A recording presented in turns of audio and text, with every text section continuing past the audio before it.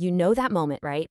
Your baby's playing happy as can be, and then, bam, they're scrambling up your leg, climbing on you, not just next to you, but literally right on top of you, pressing their whole body into yours. It's easy to just laugh it off, but what if I told you that simple little climb is actually one of the smartest, most sophisticated things your baby's entire system knows how to do? Yeah, we tend to write it off, don't we? Oh, they're just being a baby. But the science here is, well, it's pretty mind-blowing. It reveals this whole hidden conversation happening on a biological and a cognitive level that most of us completely miss. So, what are they really trying to tell you when they use you as a human jungle gym? Let's get into it. All right, so first things first, we have got to tackle the number one misconception head on, and that's this idea that your baby is just being clingy. Think about that word for a second. Clingy. It's got so much judgment packed into it, doesn't it? It makes it sound like your baby's being demanding or needy, maybe even a little manipulative, like maybe you're spoiling them. But the science? It tells a completely different and, frankly, a much cooler story.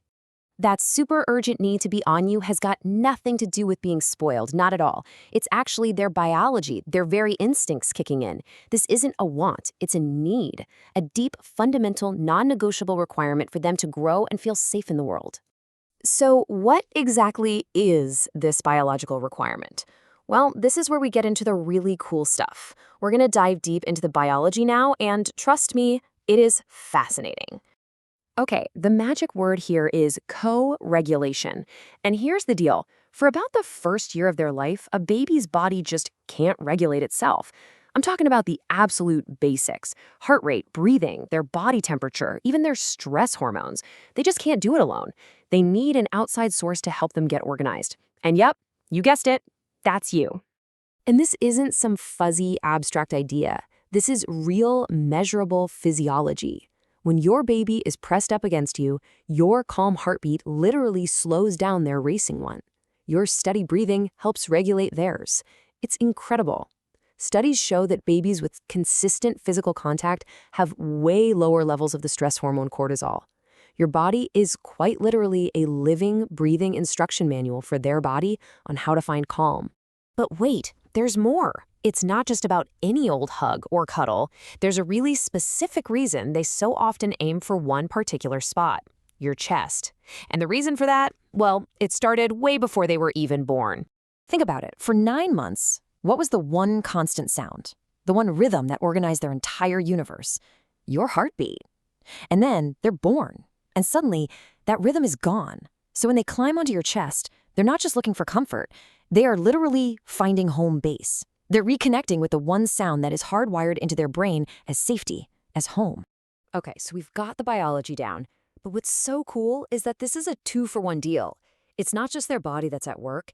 Their brain is firing on all cylinders, trying to figure out some really big, fundamental questions about how the world even works. So one of the first giant puzzles they have to solve is something called object permanence. It's a simple idea for us, right? If you walk out of the room, I know you still exist, you're just in the kitchen. But for a baby? Oh no. If they can't see you, you have literally ceased to exist. You vanished. I mean, just look at this gap in perception.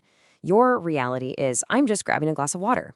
Their reality is, the source of all my safety and comfort has just disappeared from the universe. It's a huge deal. So when they climb on you, a big part of that is just checking. It's pure hands-on research to confirm, okay, whew, you're real, you're solid, you're still here. It's not being needy, it's being a scientist. And then, just when you think you've got it figured out, around 6 to 9 months, the game changes. The climbing gets a little different, a bit more intentional. They're not just checking if you exist anymore. Now they're actively asking you a question, but without using any words at all. So here's what happens. You'll see this. They make contact, they climb on you, and what's the very next thing they do? They look right at your face. This is a huge developmental leap called social referencing. They're using you as their emotional barometer. That climb is them asking, is everything okay out here? Are we safe? And your face, your expression, that's the answer. A warm smile from you tells their entire nervous system, yep, we're good, everything's okay.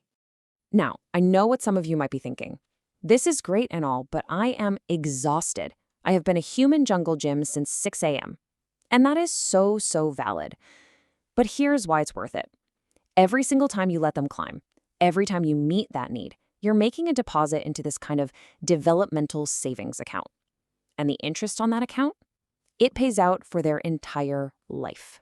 What you're really building, moment by moment, is something called secure attachment. And it's basically the foundation for everything else.